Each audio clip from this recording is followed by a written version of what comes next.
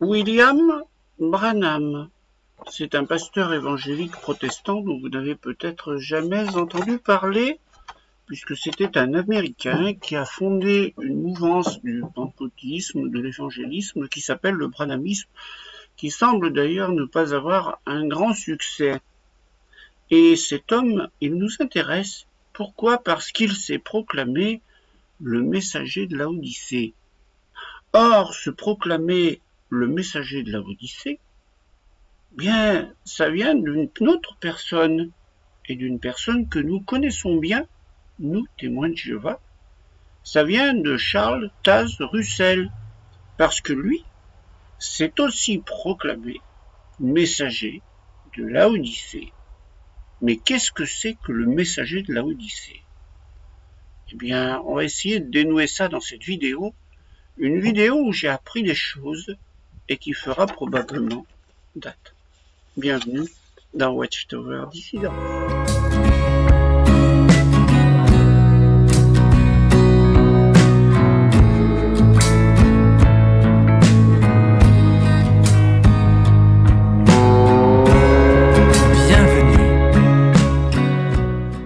Pendant des années, et depuis que je suis sorti des Témoins de Jéhovah, j'ai vu des photos de la tombe du pasteur Russell dans beaucoup de sites et de publications qui émanent des opposants aux Témoins de Jéhovah.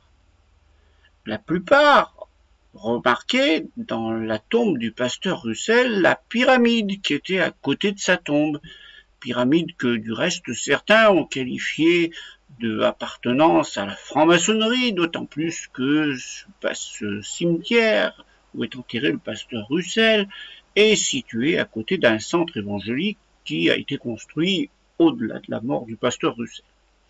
Mais ce pyramide à côté aurait eu des signes qui auraient montré l'appartenance du pasteur Russell à la franc-maçonnerie.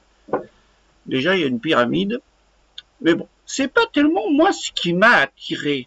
Ce qui m'a attiré, c'est autre chose. C'est ce qu'il y a de marqué sur la pierre tombale du pasteur Russell. Sur sa pierre tombale. Parce que ça y est toujours. Il faut quand même savoir que la pyramide a été démontée par la Watchtower, je crois qu'il y a environ 2 ans, pour couper court à toutes les rumeurs. Alors l'histoire des pyramides, on y reviendra peut-être, parce que vous allez voir qu'on va la réaborder un petit peu dans cette vidéo. Mais intéressons-nous donc à la pierre tombale du pasteur Russell. Alors, vous voyez que sur cette pierre tombale, eh bien, on vous indique qu'il y a la photo du pasteur Russell, il y a son nom, il y a grosso modo ce qu'on retrouve dans les pierres tombales de toutes les personnes qui sont décédées. On y voit son nom, Charles Taze Russell, on y voit sa date de naissance, sa date de décès, et dessous, il est indiqué de The Laodicean Messenger, ou traduit en français, le messager de Laodicée. Vous notez que si on marque sur la tombe de quelqu'un, sur sa pierre tombale, quelque chose comme ça, c'est que ça a quelque chose d'important. Sinon, on ne le marquerait pas sur la pierre tombale. Vous êtes d'accord? Bon. Alors pourquoi on a marqué le messager de Laodicée sur la tombe du pasteur Russell? Eh bien, c'est ce qu'il faut savoir. Et le savoir va nous emmener dans une théorie rocambolesque qui a été inventée par le pasteur Russell lui-même. Mais pour essayer de comprendre, il y a une tombe de quelqu'un d'autre qui nous en dit un petit peu mieux. C'est qui? Eh bien, c'est la tombe de celui qui a piqué sa théorie, c'est-à-dire le pasteur Branham. Lui est décédé beaucoup plus tard, c'est un homme du XXe siècle, qui est né au début du siècle et qui est décédé en 1965, c'est-à-dire 1 an après que je ne sois né. Et lui a marqué sur sa tombe des choses qui nous permettent déjà de nous approcher de cette théorie. Remarquez que sur un côté de la théorie, on y trouve des séries de noms. On trouve son nom, Branham, mais dessous on trouve aussi le nom de Wesley, de Luther, tiens on connaît Luther, on y trouve le nom de Cole de Martin, de Irénée, on y trouve le nom de Paul. Voilà tous des noms que l'on connaît, Paul, l'apôtre Paul. Luther, on le connaît très bien. Irénée, on le connaît très bien. Wycliffe, on le connaît très bien. Là, les noms sont donnés en américain, il me déroute un petit peu. Et Branham, eh bien, c'est le dernier, c'est-à-dire c'est celui qui correspond à un nom qui est en face. Et vous voyez, c'est Laodicée. Mais là aussi, les noms, quand vous descendez, ils vous disent quelque chose. Philadelphie, Sardes, Thyatire, Pergame, Smyrne, Éphèse. Mais c'est quoi tout ça? Mais rappelez-vous, le livre de l'Apocalypse, les 7 congrégations d'Asie mineure, dans lequel on a envoyé des messages. Rappelez-vous votre étude du livre Révélation des années 80 avec Watchtower, et à l'ange de la congrégation qui est à Éphèse écrit, et à l'ange de la congrégation qui est à Smyrne écrit, et à l'ange de la congrégation qui est à Pergame écrit. Et vous voyez qu'en face de chacune de ces congrégations, il y a un nom. Alors justement, ça correspond à cette théorie qui a été mise sur pied à une époque du pasteur Russell et établie et bien vulgarisée à une époque précise. C'est dans le livre Le Mystère accompli en 1917, le livre Révélation en 1918 et le livre Le Messager de Laodicée, carrément, écrit 6 années après la mort du pasteur Russell, c'est-à-dire en 1922-1923. De quoi il est question? Qu'est-ce que c'est que cette théorie? Il nous faut aller dans le livre Le Mystère accompli pour comprendre de quoi il retourne. Quand on arrive dans ce livre et qu'on va à la page où on commence d'aborder les messages aux 7 congrégations. Alors c'est le premier, en quelque sorte, livre Révélation qui a été écrit par la Watchtower, écrit par quelqu'un qui a écrit ce que avait dit le pasteur Russell, parce qu'il était mort, il avait écrit 6 volumes des études des Écritures, et il y avait le 7e à écrire, il était mort, il n'avait pas été écrit. Eh bien, c'est quelqu'un qui l'a écrit à sa place, qui l'a écrit en un temps record. C'est pas Rutherford qui l'a écrit, hein, c'est quelqu'un d'autre. Mais toujours est-il qu'il a dit toutes les idées du pasteur Russell dans ce livre. Alors, qu'est-ce que c'est les idées du pasteur Russell concernant ces églises d'Asie mineure, c'est-à-dire de la Turquie aujourd'hui? Eh bien, nous lisons ceci. Il y a d'excellentes raisons pour admettre que ce message, alors ça c'est typiquement de la terminologie Watchtower. Vous voyez, quand on veut faire admettre quelque chose, c'est pas une preuve, mais on dit du reste, ou on dit il est évident que, incontestablement, et là on dit il y a d'excellentes raisons pour admettre, c'est-à-dire que si tu n'admets pas, tu es un idiot, mais bon, tu vas admettre cette théorie qui est tout à fait rocambolesque et que l'on voit ici. La raison, c'est d'admettre que ce message envoyé aux 7 églises littérales de ce temps-là était encore destiné d'une manière plus appropriée et plus complète à toute l'église de Christ, car le nombre 7 indique la perfection, l'état d'achèvement complet. L'ordre dans lequel les 7 églises sont énumérées indique 7 périodes historiques successives et distinctes de l'église. 7 périodes historiques successives et distinctes de l'Église. Je vous lirai, vous pourrez lire en détail tout ce qu'il y a dessous, mais la fin du paragraphe dit « Les 7 églises mentionnées précédemment étaient situées dans la province la plus occidentale de l'Asie mineure. À Éphèse, ce fut l'église du temps des apôtres. » Vous voyez, c'était un temps, le temps de l'Église. À Smyrne, cette église fut celle qui subit les persécutions de la Rome païenne. À Pergame, cette 3e église fut celle qui vit l'élévation souveraine et mondiale de l'Antéchrist. À Thyatire, ce fut l'église pendant l'âge des ténèbres, pendant la période de la gloire de l'Antéchrist, pendant les persécutions exercées par la Rome papale. À Sardes, ce fut l'église qui précéda la Réformation. À Philadelphie, ce fut l'église pendant la Réformation opérée par les sectes. À Laodicée, cette dernière est l'église au temps de la seconde présence de notre Seigneur. Alors, oui, mais il y avait, souvenez-vous, un ange, puisque le message disait « Et à l'ange de la congrégation qui est à écrit ». Eh bien, dans un tableau qui est dans le livre Révélation, et que je vous présente maintenant, vous voyez, c'est 7 temps de l'Église qui sont représentés. Le premier temps, c'est l'Église d'Éphèse, et qui on voit indiqué, c'est Paul. Par exemple, le troisième temps, le message à Pergame, qui est assez long, c'est Arius. Vous voyez que le sixième temps, qui est adressé à Philadelphie, c'est Martin Luther, le père de la Réforme, c'est-à-dire le réformateur Martin Luther. Et la Odyssée, eh bien, le messager de la Odyssée, c'est le pasteur Russell. Ben voilà. Le pasteur Russell est le messager de la Odyssée. Je pense que vous m'avez suivi. Il y a donc, dans l'explication du pasteur Russell, pas cette congrégation en Asie mineure, mais cette congrégation historique qui vont dans le temps jusqu'à la dernière, qui est la plus importante, parce que c'est celle qui arrive au moment où est le retour du maître. Et le dernier messager est donc le plus important. Et qui est le messager le plus important? Eh bien, c'est le pasteur Russell. Il est le messager de la Odyssée. D'ailleurs, quand on va dans le livre Le Mystère accompli, il ne faut pas aller plus loin que dans la préface pour voir que cela est dit clairement. Par le ministère de l'apôtre Jean, notre Seigneur nous fit comprendre que l'Église se développerait au cours des siècles,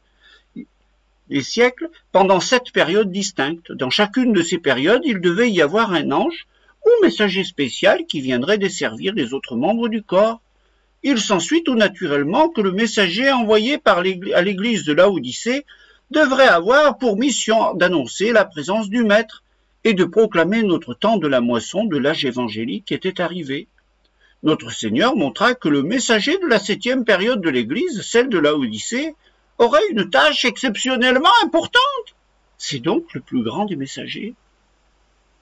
Le pasteur Russell est le plus grand des messagers des congrégations. C'est l'ange de la congrégation de Laodicée.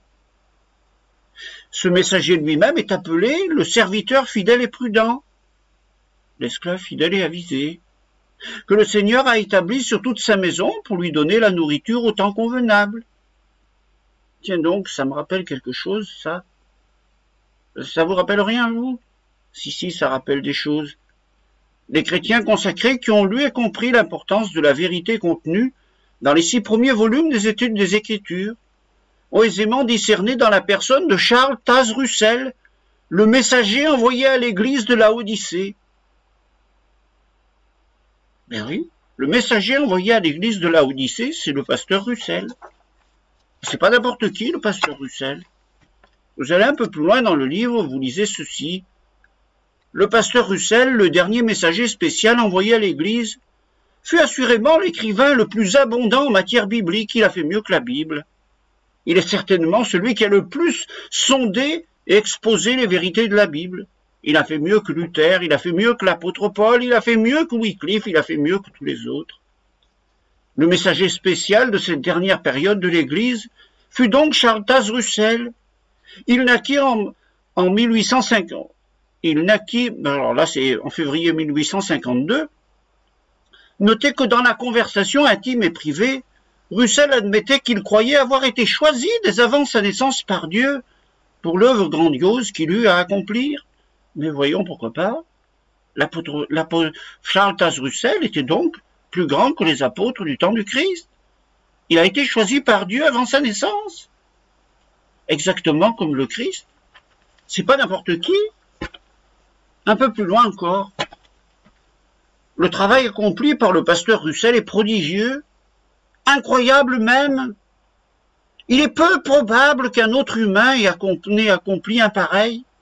C'est le plus grand homme de tous les temps, le pasteur Russell. Personne n'a accompli de plus grand travail que le pasteur Russell. Un peu plus loin encore.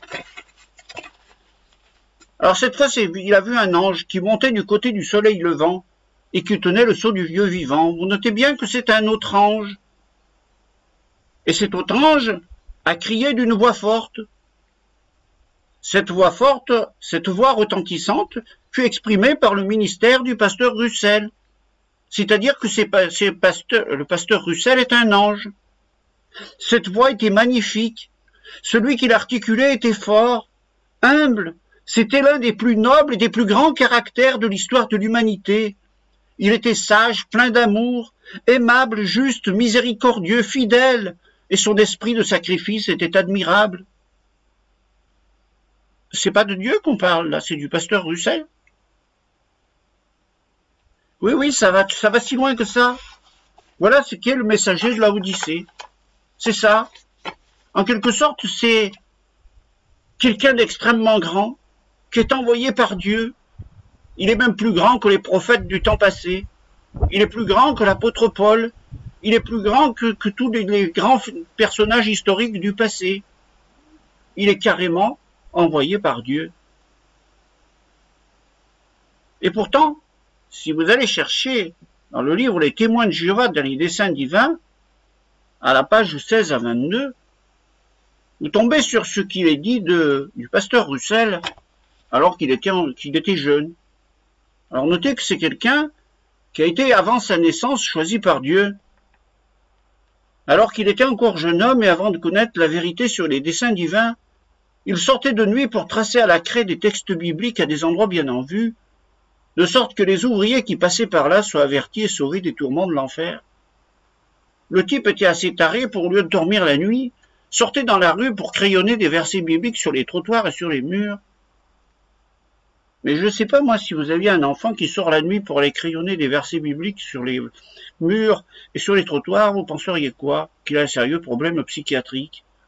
Voilà celui que Dieu aurait choisi, avant sa naissance, pour accomplir son œuvre. Je commence à penser que le pasteur Russell coche toutes les cases du faux prophète.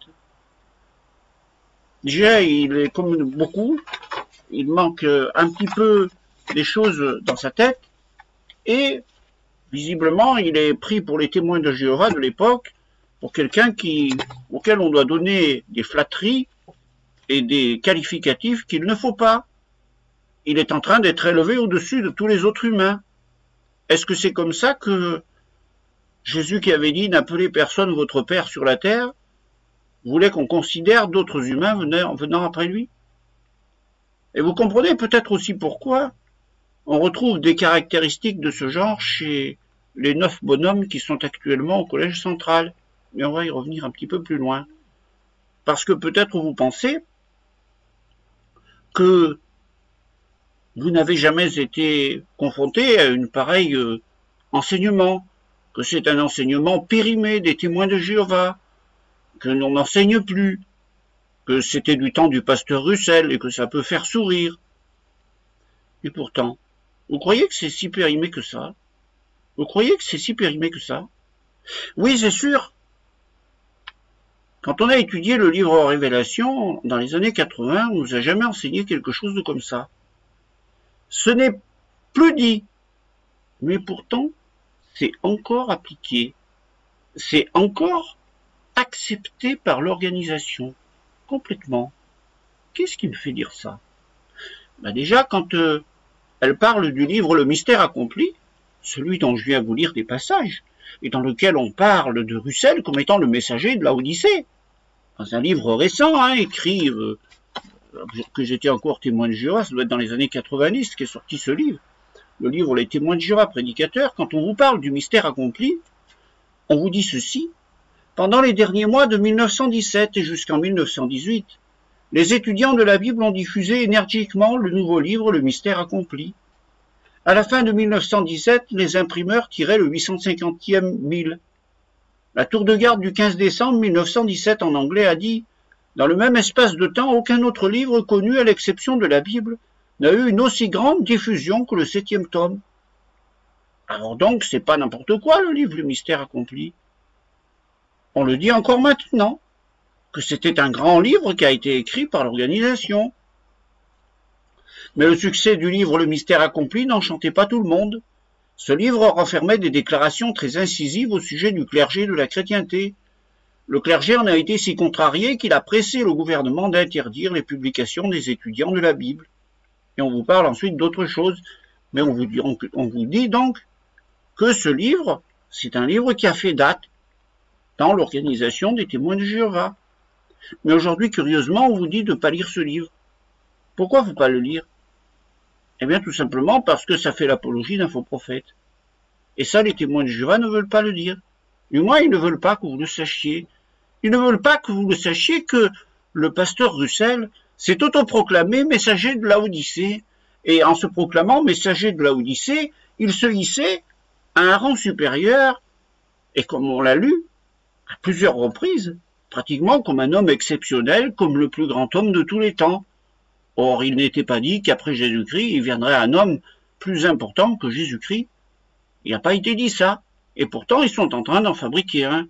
Exactement comme toutes les sectes se fabriquent un leader charismatique qui vient là pour être mieux que les autres et guider tout le monde. Oui, je dis bien, pour guider tout le monde. Mais toutefois, cette théorie, elle bat de l'aile déjà à l'avance. Pourquoi? Parce que le messager de Laodicée, c'est le dernier. Il n'y en a pas d'autre après. Or, le messager de Laodicée, il est mort en 1916. Alors, à partir de ce moment-là, puisqu'il était le dernier, comment ça se fait que les témoins de Jéhovah existent encore aujourd'hui? Donc, le messager, donc le prophète de Laodicée, le messager de Laodicée, l'ange de la congrégation de Laodicée, n'existe pas. C'était pas le bon. Donc, c'était un faux prophète. N'avez-vous pas le sentiment d'avoir été berné? Moi, j'ai été chez les témoins de Jéhovah et pendant des années, on m'a expliqué qu'il n'y avait pas de gourou chez les témoins de Jéhovah. Je l'ai même dit chez certaines personnes que nous ne servions que Jésus-Christ, que nous ne servions que Dieu, qu'il n'y avait pas de grand homme chez nous. Et voilà que je m'aperçois que si, il y en a un. Et c'est dit clairement dans le livre Le Mystère accompli. Tout comme les scientologues ont un certain Ron Barth, les témoins de Jéhovah ont un Charles Taze Russell. C'est la même chose, c'est celui qui a exposé la doctrine. C'est celui qui est le plus grand. Oui, qui est le plus grand. Un homme désigné avant sa naissance, avec des caractéristiques uniques. Mais notez autre chose. Et là, on va revenir un petit peu en arrière. On va revenir sur la préface du livre Le Mystère accompli. Qu'est-ce qu'on vous dit? On vous dit que la 7e période de l'Église, celle de Laodicée, aurait une tâche exceptionnellement importante. Ce messager lui-même est appelé le serviteur fidèle et prudent que le Seigneur a établi sur toute la maison pour lui donner la nourriture en temps convenable. Mais cette chose-là, vous la retrouvez encore? C'est toujours en cours, ce genre de truc. En quelque sorte, on vous dit que le messager de Laodicée, c'est celui qui nourrit spirituellement les autres chrétiens. Qu'est-ce que fait le collège central actuel, si ce n'est continuer cette même œuvre, de nourrir spirituellement ceux qui arrivent derrière? C'est pour ça que je vous dis, cette doctrine, elle est plus enseignée, mais elle est toujours en cours. Mais oui. En fait, c'est celle qui assoit l'autorité du collège central actuel. Puisque le premier messager de Laodicée est mort et qu'il n'y en a plus, eh bien eux, ils se sont mis messagers de Laodicée à la suite. Alors bien sûr, ils ne vous servent plus la soupe qui était servie dans le mystère accompli, ils ne veulent pas que ce soit dit. Mais vous comprenez comment ça se fait qu'ils se prennent pour des cadors là-bas? Exactement comme on a pris pour un cador Charles Taze Russell. Et ça, c'est tout des faux prophètes, ça. C'est tout des faux prophètes. Mais vous ne croyez peut-être pas que ce que je raconte là, c'est faux. Pourtant, je vais vous passer un court extrait vidéo là. C'est David Splain qui parle de cette époque. Et je vous le mets, puis on en reparle tout de suite après. Mais que savons-nous de Charles Russell et de ses collaborateurs? Ils n'ont pas été les premiers à découvrir que la Trinité et l'immortalité de l'âme sont des dogmes mensongers, ou encore que la présence du Christ serait invisible pour les humains. Ils ont profité du travail d'autres personnes qui avaient consciencieusement préparé le terrain avant leur arrivée. Donc, des traducteurs, des imprimeurs, des étudiants sincères de la Bible ont fait du terrassement spirituel. Et on pourrait dire que frère Russell et ses collaborateurs ont apporté la touche finale à la voie de la sainteté. Puis Babylone la Grande est tombée en 1919 et la voie de la sainteté a été ouverte à la circulation. Mais frère Russell est mort en 1916. L'a-t-il manqué? A-t-il manqué l'inauguration de cette route? Je ne pense pas. Il n'a pas eu une vue aérienne de l'ouverture de cette route.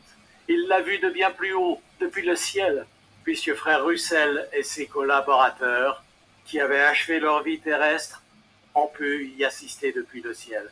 Et vous imaginez leur immense joie quand ils ont vu les premiers voyageurs poser le pied sur la voie de la sainteté. Ça a dû être un moment tellement exaltant pour eux. Et ce ne serait pas étonnant qu'aujourd'hui, frère Russell et ses collaborateurs participent activement au programme d'entretien de cette voie de la sainteté. Vous avez entendu ce qu'il a dit, David Splane? Il a dit qu'il y en avait dans le temps passé qui avaient en quelque sorte terrassé pour arriver à la dernière période. Mais ça vous rappelle pas ce que je vous ai servi tout à l'heure là? Où c'est qu'il est ce papier? Ce que je vous ai servi tout à l'heure où il y avait 7 temps de l'église. Eh bien si, c'est exactement ça. Et c'est ce que vous dit David Splane. Ah ben je ne le retrouve pas. Voilà, c'est le dernier. Eh oui, 7 temps. Pendant tout ce temps-là, ici, c'est le terrassement pour arriver à la grande route qui est pavée par qui? Par le messager de la Odyssée. Le messager de la Odyssée, c'est celui qui fait tout, qui est au bout. Vous comprenez qu'il n'est pas peu important. Et vous comprenez qu'ils se prennent pour des gens extrêmement importants. Et par contre, eh bien, ils ont une propension nette à se dire, puisque nous sommes si importants, c'est nous qui devons enseigner les autres. Et c'est pour ça qu'ils sont capables d'aller au-delà de ce qui est écrit. Tout simplement, parce qu'ils sont les messagers de la Odyssée.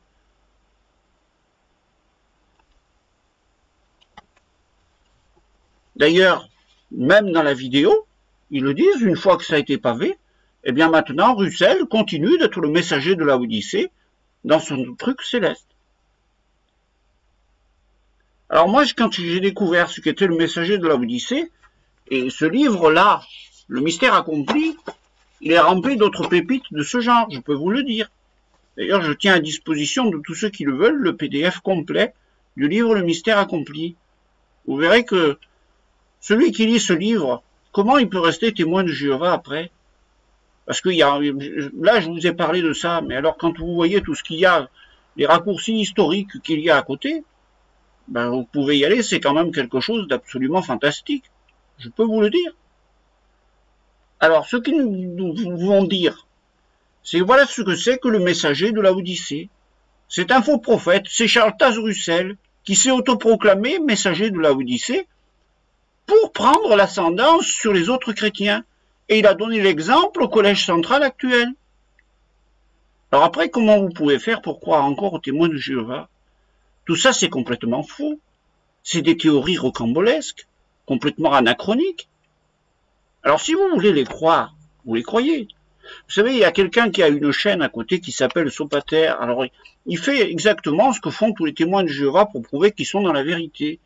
Ils assemblent des versets bibliques un peu comme dans un puzzle. Il y a un verset qui vient comme ça, il y a l'autre qui vient comme ça, il y a le troisième qui vient comme ça fait le puzzle, et ensuite ça fait l'explication complète, et c'est impeccable, c'est comme ça.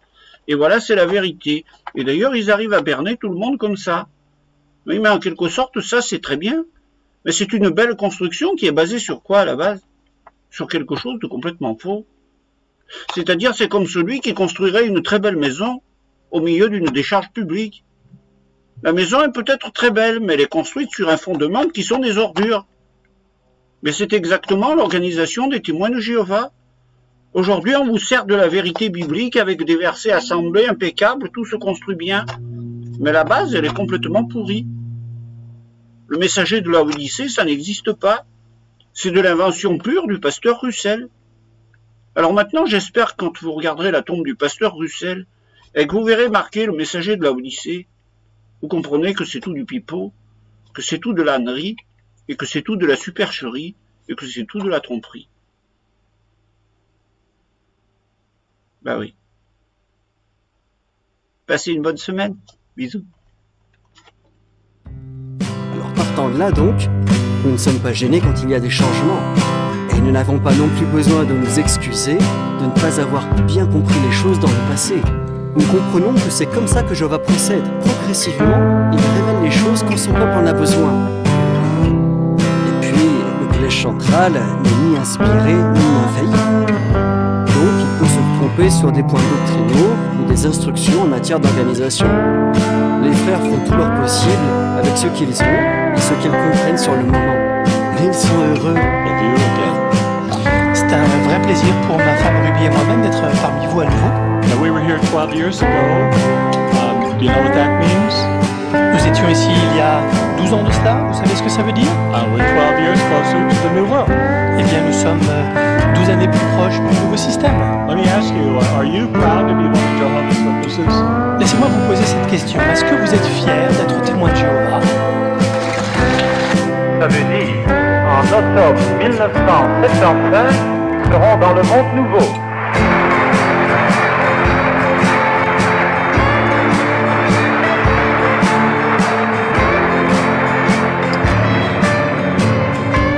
Nous ne connaissons pas le jour et l'heure d'Armageddon. Nous ne savons pas dire quand il va commencer, mais nous savons dire une chose. Nous savons quand il va finir. Il sera fini pour l'automne 1975.